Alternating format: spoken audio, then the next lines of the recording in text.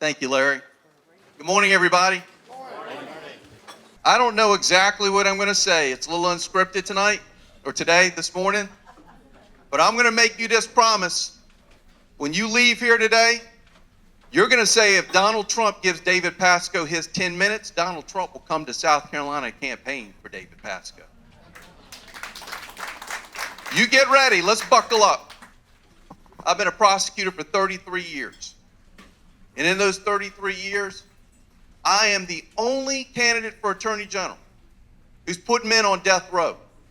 My opponents, one of whom, his only experience, to my knowledge, was when he was indicted for harvesting stem cells. My other opponent, he goes around and says that he's handled 3 death penalty cases. What he doesn't tell you is he dropped the death penalty in every single one of them, including on someone who raped and murdered a 2-year-old boy, including on a cop killer. I sent a cop killer to the firing squad last spring. I was the first public official to call for the firing squad in South Carolina. Democrats ridiculed me and rhinos laughed at me. But I got it passed in South Carolina. I am the only candidate running for Attorney General that has prosecuted public corruption from the city levels all the way up to the State House. I have gone after Republicans and Democrats if they are corrupt, and I'm going to do that as your Attorney General. One of my opponents turned down the opportunity to go after those corrupt politicians. Let me remind you who some of them took down, because you're going to remember these names towards the end of what I talked about. Yeah, I took down the Speaker of the House. I took down the President Pro Tem of the Senate. I also took down a man by the name of Rick Quinn and his company, Richard Quinn and Associates. Remember that name, Rick Quinn. We'll talk about him later, because they're coming after me. He's the one running the dark money with the trial lawyers coming after me. I am also the first public official who called for judicial reform in South Carolina. In the words of my good friend Joe White, Representative Joe White, who has endorsed me, David Pascoe is the reason judicial reform was on the 2024 Republican presidential ballot. I'm proud of the fights that I fought for this state. And I'm going to continue that fighting for our state to make South Carolina safer and a lot less corrupt. And these are the things I'm going to do that. I'm going to fight to make sure we lower crime by keeping criminals in jail before their charges are heard. The most 80 to 90% of all crimes, violent crimes, are committed by 10% of the same people because of that revolving door. I've got a policy where when somebody recommits, statewide policy, we will move to revoke their bonds on their first crime. How it works, for example, how many times have we seen someone commit armed robbery and they're out on a $50,000 bond? That's their right. Then they recommit. They get rearrested on possession of cocaine and get a low bond because it's just possession of cocaine. And they're back out on our streets. Under David Pascoe as Attorney General, we are going to revoke that armed robbery bond and put him back in jail so he won't recommit.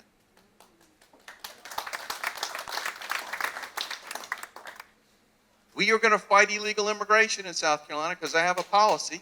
Thank you. My biggest fan here. Thank you. Next to Christy, I guess.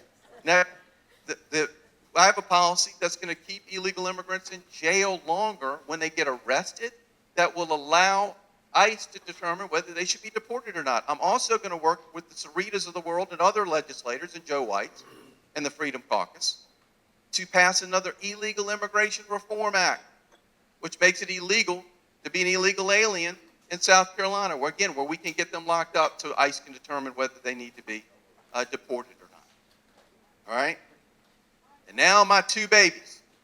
The most important reasons why I'm running, and this is where I'm going to go off a little bit.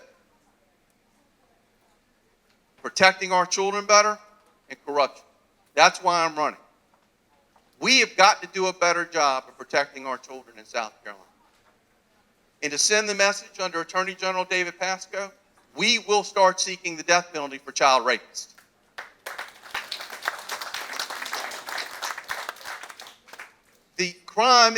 The sentence is already on the books. We just need to start enforcing it. And don't give me this, well, the Supreme Court said in 2008 that it was unconstitutional. Yeah, that was in 2008. We have a completely different court now, And by the way, I'm not reinventing the wheel. Florida, Kentucky, and other states are doing it. They're going to let the Supreme Court make the decision again. It's time for South Carolina to get involved and do that too. Child pornography.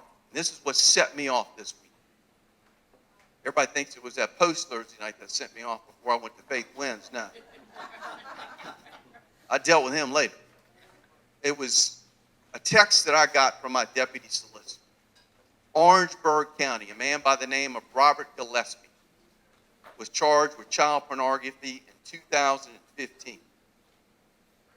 2015 for having photos of children under the age of 10 having sex. It took until 2022 for the Internet Crimes Division out of Columbia to get to his case. 7 years. Oh, and don't even wow yet. Just wait.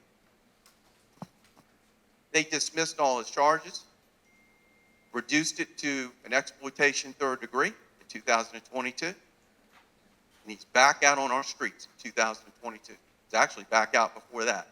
He got probation and time served. Oh, it doesn't end there. Last week, guess who just got rearrested for having photos and depictions and distributing photos of 6-year-old children having sex? Robert Gillespie. Are we taking care of our children when we do stuff like that in South Carolina? No. Oh, it gets even worse.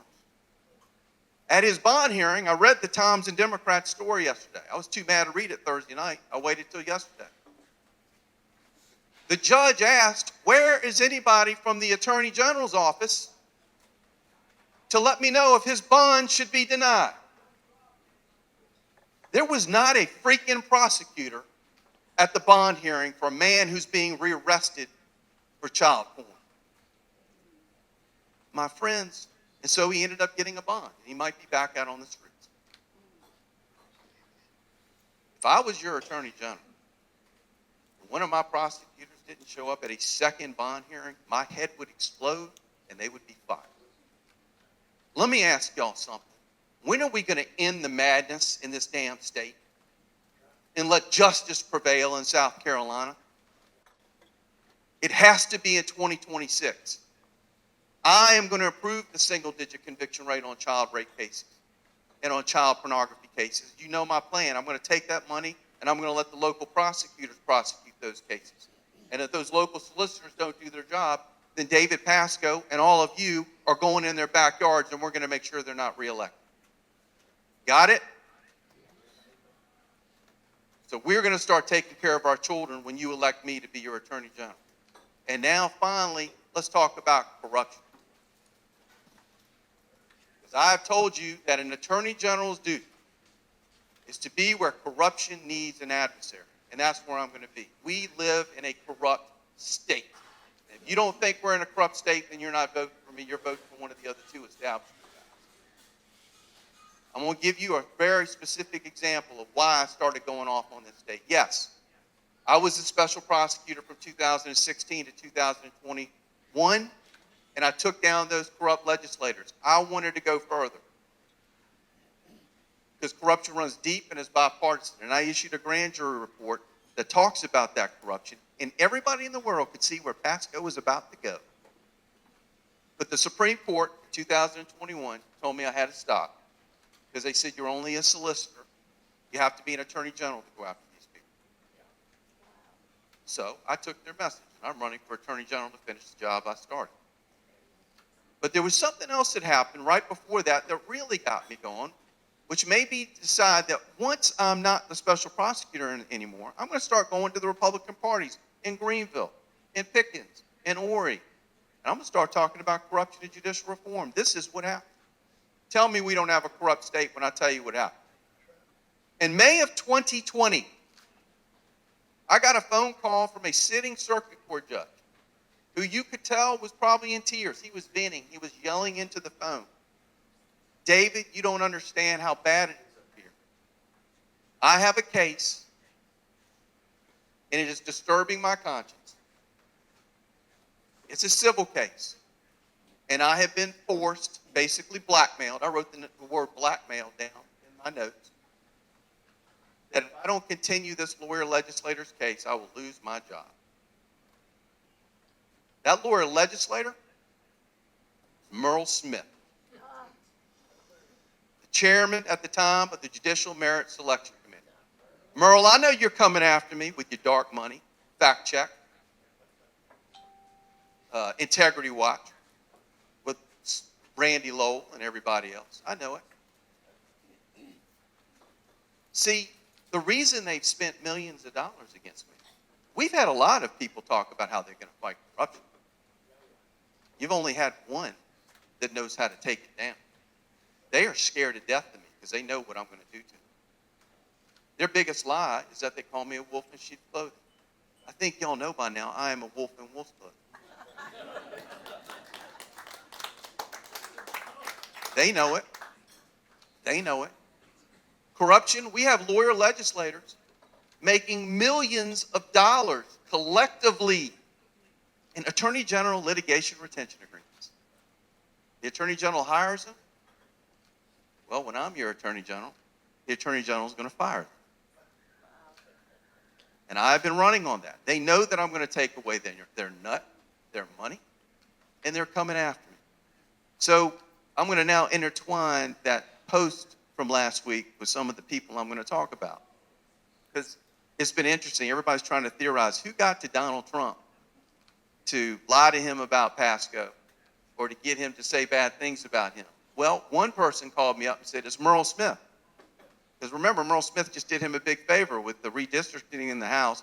By the way, President Trump, unfortunately, is going to find out how corrupt we are. Let's see what the Senate does. We all saw this game. Joe White told me weeks ago, we'll pass it in the House. The Senate won't pass it. He's about to find out, South Carolina, and give me my 10 minutes. So I get this call. Merle Smith called, blah, blah, blah, whatever. I don't know if Merle Smith did it or not. We also have in South Carolina, and I'm going to keep mentioning this, we had a state senator stand up in the state Senate last April, just last year, and say, Mr. President, are you aware that I've been offered between $50,000 and $100,000 in campaign money by the trial lawyers if I vote against tort reform? Raise your hands if you don't think that's evidence of a bribe. Everybody thinks it's at least evidence of a bribe. And what has David Pascoe said the second thing he's going to do as Attorney General? I'm sending SLED agents to the Senate to find out what my friend Senator Tom Fernandez meant when he said that. So now the trial lawyers are coming after him. And guess who's running the trial lawyers' PAC money? That guy named Rick Wynn that I mentioned earlier. So I get a phone call yesterday that he's bragging that he knows Corey Lewandowski. And that's how they got to Trump. So now we got Merle Smith did it. We got Rick Quinn did it. And then my friend with your dump Lindsey stuff on, I got another phone call. No, it was Lindsey Graham that got to Trump. It's who you think it is? That's who others think it is too. Because he was bragging that day that he had been with President Trump. Rick Quinn is very, very good friends with Lindsey Graham. And there was another connection. But anyway, they think that so that's the third person that they think got to him. The trial lawyers, as y'all have known, have been using that grifter, Laura Loomer, paying her millions of dollars probably to do social media attacks on me. So that was the other theory. I get another phone call. No. It wasn't any of them. It was Laura Loomer. Because if you read social media, David, which I don't go on Twitter, I really don't. I have a campaign that does that. I want to keep my sanity. They said she was bragging that the president called her that day to wish her a happy birthday. So I got theory number 5 as to who did it. It was Laura Loomer because of the trial lawyers. Well, whether it was Lindsey, Loomer, who did I say? Rick Quinn and Merle Smith, whoever it was, I realized something. Any of y'all familiar with the murder on the Orient Express? Y'all are? Good. If you haven't, I'm going to ruin it for you. It's a murder that takes place on a train, and the great Hercule Poirot, the detective, has to solve it. And he realizes there are 8 suspects, and at the end of the movie or the book, he realizes all 8 of them did it. So that's the way I'm treating the Trump thing. It's the murder on the Orient Express. All of them are guilty. The fact of the matter is, it doesn't matter to me. I don't care who got to him. He was given bad information. He gives me my 10 minutes, he'll come to South Carolina, campaign for me so we can wipe out this corruption in South Carolina. And this is how I'm going to do it briefly. I'm going to establish the third thing that will happen after I fired all the lawyers. We investigate whether that was illegal lobbying. The third thing is you will get an announcement as who is going to be on my public corruption unit, the PCU. And the PCU is going to make sure that public officials in South Carolina do not profit from their position anymore. Over.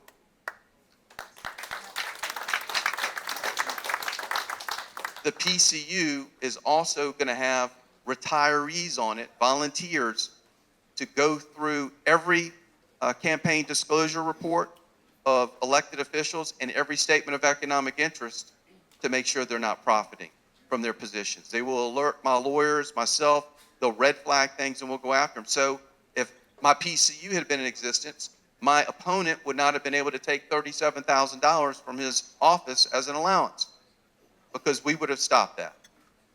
And lastly, the PCU is going to make sure that we have sunshine throughout the state, and we're going to enforce our Freedom of Information Act laws at every level of government in South Carolina.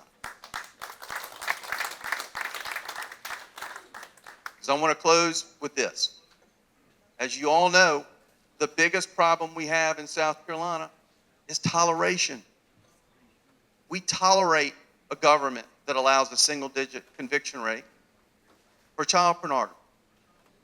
We tolerate corruption in South Carolina because of our apathy or because they're too powerful or because we haven't had that wolf in wolf's clothing to go after them. Well, you have one now. You have a wolf that's going to go after them.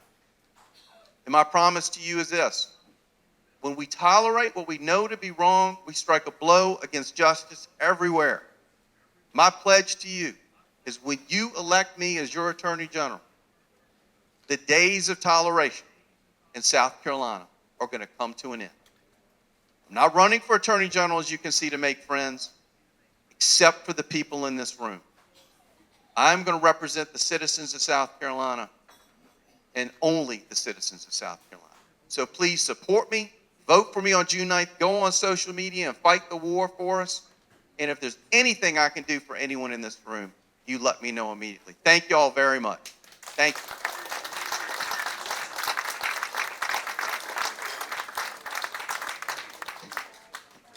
I have time to answer some questions, and then I have to go to Oconee, but I'd love to answer some questions. Yes, sir. Our legislature at the last minute passed to fund the lesbian podcast and fund drag queens in the schools. As an attorney general, would you have anything to do over that? I can't give you specifically what I would do, but let me tell you this. The Attorney General can get involved in everything the state does, especially that the legislature passes and does. And if I think it harms our children, I'm going to stop it. I will bring a lawsuit to stop it. That is why the Attorney General race, my friends, is the most important race on the ballot. Because the Attorney General can affect everything. A real quick example of how powerful the Attorney General is and how weak the governor is. Do y'all remember when the Attorney General gave $75 million to a law firm for losing a case in the Savannah River site plutonium deal? Only 2 public officials spoke out against it, David Pascoe and Governor McMaster. To his credit, he spoke out against it. And he said the deal stinks, let's not enter the deal. The Attorney General is so much more powerful, he thumbed his nose at the governor, entered the deal, and gave the $75 million to the law firm. That's how powerful a position it is. So remember that. Anything that we think harms our children, I can get involved. Yes, sir. Next question. Yes, sir. My name's Ron Miller, and I have a 3-part question. 1, how long were you a member of the Democrat Party? 2, are you calling Donald Trump a liar that you were co-chair of Joe Biden's campaign? And 3, will you all these politicians you say you prosecuted, how many of them did any time in prison? Specifically, Bobby Harrell. Thank you. Great questions. The first one, I was a Democrat from 2020 to 2025. I worked on the Reagan campaign in 1980, and I know you don't like to hear that. That was the first campaign I worked on. I worked on the Bush campaign. Well, they were Republicans. But as I have told many times, I think it's very ironic. Because I am so conservative and was called a dino for those 25 years, by prosecuting women who ingested drugs while pregnant, because I'm pro-life, by putting men on death row, by calling for the firing squad, our Republican Party for over 20 years begged me to switch parties. Begged me to. And then I did it in 2024. I met with the chairman of the Dorchester Republican Party, and I switched. In fact, my friend, when I was a Democrat running for solicitor, you know that every Republican sheriff in Dorchester County always supported me against other Republican candidates? You know why? Because I'm always the most conservative person in the race. Now, to answer your second question, the president was lied to about me being chairman of the Joe Biden campaign. He didn't lie. You're not lying if you don't know what you said wasn't true. So don't put words in my mouth and say that I'm going to call him a liar. He didn't lie, but he was lied to by some grifters, okay? I was not chairman of his campaign. In fact, you do your background on me. Who did I dump in the summer of 2020? Joe Biden, because he lied to me. He told me that he didn't like Kamala Harris, and he picked her to be his vice president. Oh, by the way, no offense, Donald, don't get mad at me, President Trump. You gave money to Kamala Harris. Okay, I would never have done that. But I dumped Joe Biden in 2020 because of that. As I said to the media, I said, Mr. President, you're making me feel bad that I voted for you 3 times when you come after me, meaning Donald Trump. Joking. Now, what was your third question? Because that wasn't true. How much time did Bobby Harrell do in prison? He didn't do any because the judge didn't give him any time. That's right. Do you guys know how difficult it is to prosecute corrupt legislators when you have to call them in front of the same judges that they elect? That's why I've gone off on them. But I got some bad news for you. Go read my history. I tried to get Rick Quinn in prison. I fought. I even appealed it to the Supreme Court to try to get him in prison. The judges wouldn't put him in prison. But I did put James Harrison in prison. I guess you don't like that answer. I am the only prosecutor in this state who has put a legislator in prison. I put the former chairman of the House Judiciary in prison because when he wanted a trial saying he wasn't guilty of misconduct, I got 12 jurors to say he was corrupt, and he went to prison. So thank you for those questions. Can you clarify your layers of Democrat? I think you misspoke. It's 2020 to 25, right? That's the one was 2000. I'm sorry. Did I say 20? Okay. 2000. And remember this, Olga. I'm glad you said this. Y'all, where did I start going to in 2021? Republican Party and conservative groups all across the state for the last 5 years to talk about ending corruption and judicial reform. Over 20 Republican groups from Greenville to Ori invited me to come speak when I was a Democrat about ending corruption and changing the way we picked our judges. That's one of the many reasons why I decided I have to switch. If we're going to fight corruption in South Carolina, it has to be with the Republican Party voters because they're the only ones that care about corruption in South Carolina. Yes, sir. I'm Rick Thompson. Our current Attorney General has been in office now for 15 plus years, and we are considering promoting him to governor of this great state. You pointed to several opportunities that we have, and I agree those opportunities exist. But I have not heard a solution with regards to being able to identify accountability and responsibility with regards to the Attorney General's office or any other cabinet member per se in the state of South Carolina, because they are independently elected and therefore they really report to the voters, which means in essence they report to no one. And I've heard that said on many occasions. That problem needs to be fixed. It needs to be solved, and I've not heard anyone address it. Now, with regards to Donald Trump, I can understand the man's concern, I don't care who pointed him out. I can tell you one thing, the man was indicted 4 times, and I'm certain he's had enough from Democrats. So I certainly would say that I would have had enough too if I had 34 felony convictions when he hadn't really done anything, and the American people saw through that. Absolutely. You're 100% right about that. And that's why I don't blame him for that post at all. I'd be skeptical as well, but if he gives me my 10 minutes, he won't be so skeptical. And you know what else I would tell him? I'll say it. You pick me besides Pam Bondi, there'd be some people in jumpsuits right now. Okay? Oh, and your other question, yeah. I didn't really take it much of as a question because I kind of agree with you. Yes, accountability and responsibility. What's the plan? The plan, you said what the plan is, Rick. It's the voters. You got to freaking go out there and educate these voters as to what the former Attorney General has done who's running for governor.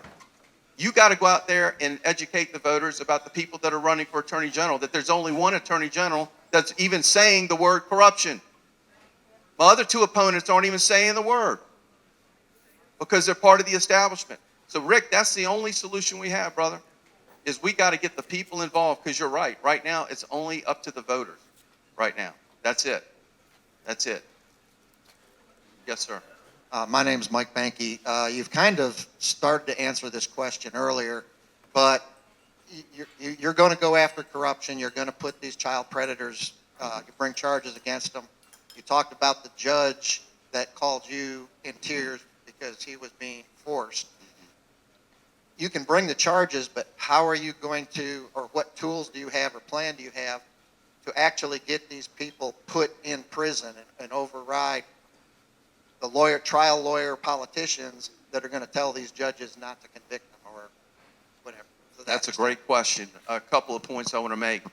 For those that say, oh, it's impossible and it's hard to do, I say, look what I did as solicitor with all the obstacles that I had. I convicted those 5 people, sent 1 to prison. I issued a grand jury report.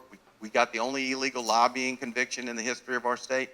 Can you imagine, Mike, what I will do as Attorney General with the resources? How do we get judges to get these people locked up? I get y'all behind me when we get those convictions. Let me tell you why the real reason James Harrison got locked up. It was because of the hell that the citizens brought forward after Rick Quinn didn't get locked up. Jim Harrison's lawyers kept telling me, oh, we're going to trial because we got nothing to lose. He's not going to go to prison if you convict him. I said, you watch. And he went to prison because the people demanded it. So that's what we're going to do. Judges will listen to you guys when we get rallied up. So did I get all your questions? Okay, thank you for those. Those were good questions. Okay. I have one question. As Are Becky you said. 18? That's the first thing because I'm you look so 15. young. He's only 15. 15? He's young, but he knows stuff. I'm joking with but you. that's Yeah. okay. I Yeah. told him he could ask one question. You've talked about corruption. Only things that I've heard was Republican names. Can you name me any Democrats that you've went after Great with question. corruption? Yeah. And you offered Trump 10 minutes of your time. Can I have 10 minutes on a phone call before the primary? You got it, brother. I will give you my phone number. I will give you 15 minutes. How's that? Actually, I was going to say you're more important than Donald Trump, but you can't vote for me. Never mind. You're both. I'll still give you 15 minutes. I promise you that. I have prosecuted Democrats like town councilmen in Columbia. I can get you the names in that 15 minutes. I'll get my office to give. But more importantly, let me give you the names I remember. There are a couple of names of Democrats that I've gone after. Marvin Pendarvis, Democrat, member of the House. Go read the Post and Courier. This is what I mean by the crimes are always right under our noses. I read the newspaper one day and I said, this guy, if he did these things, he's guilty of a crime. And Democrat David Pascoe called Mark Keel and said, I want you to investigate this guy. Long story short, the Post and Courier will tell you, because Democrat David Pascoe started the investigation, Mr. Pendarvis is no longer a legislator, and he's now been indicted by the FBI, by the federal government. Another example. Do y'all remember, I don't know if you really listened to this in the upstate, there's a man by the name of Jeroy Price that I put away for murder. And because of an illegal, secret order, sealed order signed by a judge, because of the Democrat solicitor, and the most powerful Democrat in the House by the name of Todd Rutherford, that man was let out of prison. And the parents of the victim got a phone call. What's your first name, Alan? I can't read. William, my eyes are so. William, those parents got an automated phone call from the Department of Corrections letting them know that their son's murderer just got released from prison. When I found out about it, and Google it, David Pascoe, if you put in, it's a WIS where it says David Pascoe blast the solicitor and Todd Rutherford. I made sure that Jeroid Price, with the help of Alan Wilson, I got to give him credit too. I called Alan Wilson too. We got Jeroid Price back in prison. I went after the chairman, the minority leader of the State House, Todd Rutherford, and my colleague, Democrat Byron Gibson. And that's the headline. If you put a David Pascoe, Byron Gibson, Todd Rutherford, that will come up. And it says Solicitor Pascoe blasts him, and it's a video of me blasting him. My friends, again, he was my colleague, Democrat Byron Gibson, solicitor. No other solicitor went off on him. I did, because I don't care about making friends. If you do something wrong, I'm going to go off on you. And I helped get Jeroid Price locked back up. Those are just a couple examples of how I don't care what party you are. If you're corrupt, I'm going after you. Okay, we're going to take a couple more because I promised Amanda, but this is Tom. Just one quick question for you. When you first started, you mentioned, I think it was called the Illegal Immigration Reform Act. I can tell you about that. Well, I don't want to know about it. I've got one question from an attorney's perspective. Why do we need more laws versus enforcing the laws that we have on the books? Can I piggyback on that, and I'll get to the illegal immigration? My friend, what's your first name? Tom, you nailed it. The reason cleaning up Columbia is going to be so easy, all I'm going to do is enforce the laws that are already on the books. And nobody's doing it because they want to make friends, and they don't want to make enemies, and they don't want to go after corruption, because when everybody's corrupt, there is no corruption. All right? So I'm going to enforce the ethics laws on them, the sunshine laws, and everything else. But now let me go back to illegal immigration. What the Illegal Immigration Reform Act will do that we don't have a law for is it will make it illegal. It'll allow the state to arrest someone who is illegally in South Carolina. Right now, we don't have that. Quick history. We passed, Tom, an Illegal Immigration Reform Act back in 2012 that made it illegal to be an alien in South Carolina. The Obama administration sued us, and we folded like a tent and determined that the law was unconstitutional.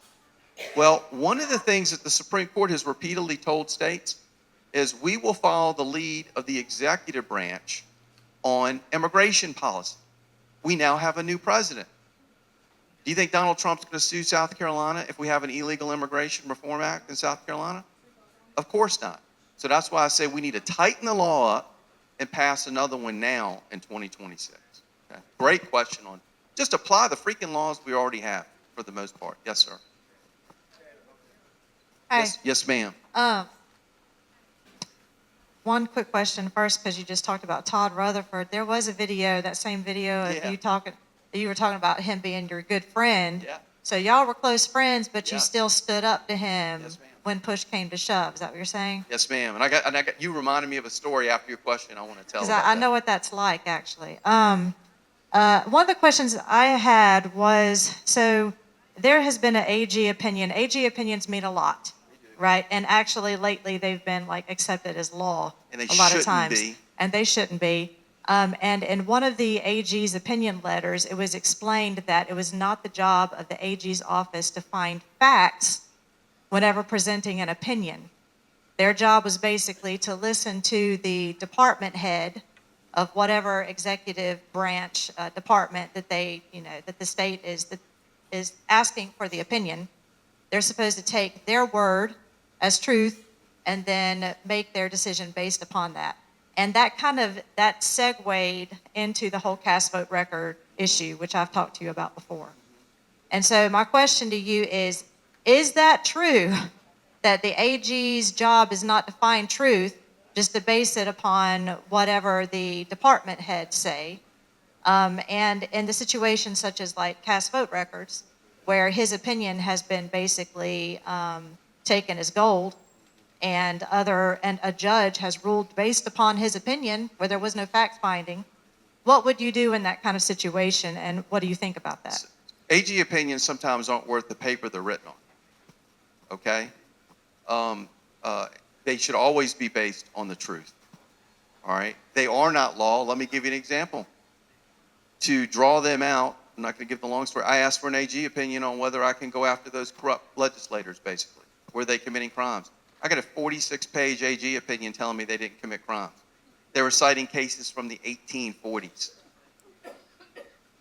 I said, this isn't law, and I went after them, and I convicted every single one of them, okay? CVRs, they will be public when David Pascoe is Attorney General. I have a different opinion. You brought up Mr. Rutherford. Back in 1998, he was one of my lawyers on my prosecution team, and we were friends, and we were good friends for a long time. Even though I disagreed with him on policies, I actually did go door to door for him in 1998 because he was running against a liberal legislator, and he was a friend. And even though, again, we never agreed on policy, we were friends, and then all of a sudden the Gerard Price thing happened, and we weren't friends anymore. Because if you do something corrupt, I'm going to take you out. So let me go into another story about Todd. And I've told this. I stayed out of national politics for the first umpteen years as solicitor because I'm so conservative and I don't agree. I've never voted for a Democrat for president. Never. Put my hand on a Bible and I can say that. But in 2016, Republicans and Democrats came together to take me out at the ballot box. The reason for that is, and that's when I was assigned as special prosecutor for the State House corruption probe. And the Quinns worked with the chairwoman of the Orangeburg Party, Democratic Party, to find opponents to run against me, to beat me at the ballot. Because if I get beaten, the grand jury probe goes away. And so in 2016 and 2020, I took some advice from a 2015 candidate by the name of Donald Trump. He said that he supported the Clintons and the others because he had to do what he had to do for business. I did what I had to do to keep that grand jury probe going. And the proof is in the pudding. In 2021, I started going to Republican Party groups when I was no longer the special prosecutor. So in 2024, I voted in the Republican presidential primary for Trump and for judicial reform. And the Democrats ran somebody against me. It was Todd Rutherford. And they had me, man. I was finally going to go down in 2024. They found a black to run against me in Orangeburg County.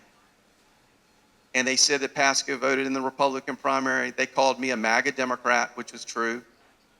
They called me, they sent out hundreds of thousands of dollars in mail calling me a MAGA Democrat, sending out text messages that I was MAGA, and saying that I courted MAGA voters. They said that look at all the Pascoe signs with Trump in people's yards. And my consultant came to me and said, what are we going to do about this? And I said, nothing, because it's the truth. But we're going to win, I said, because the Democrats in Orangeburg, I told them, they're not like Democrats in Massachusetts and in even Charleston. The Democrats in Orangeburg are black women who go to church every Sunday, love God, many of whom are pro-life, and none of whom want men in their restrooms, and all of whom want someone to take out criminals. And despite being a MAGA Democrat, I got 82% of the vote in Orangeburg County. So we got a text message, I'll never forget it, from one of those white progressive Democrats that was working to try to take me out. He texted my consultant, and he said, look at this, such and such just said to say to you, congratulations, that was quite a butt cutting in Orangeburg County. And I said, this is how I want you to respond. Pascoe, I'm standing next to Pascoe, and he said, thanks, comma, there must be a lot of MAGA Democrats in Orangeburg County. Thank you. I think we got to let you go to a barbecue. Thank Get y'all. somebody- Yeah. Thank y'all so much. Spread the word. Let's get it done.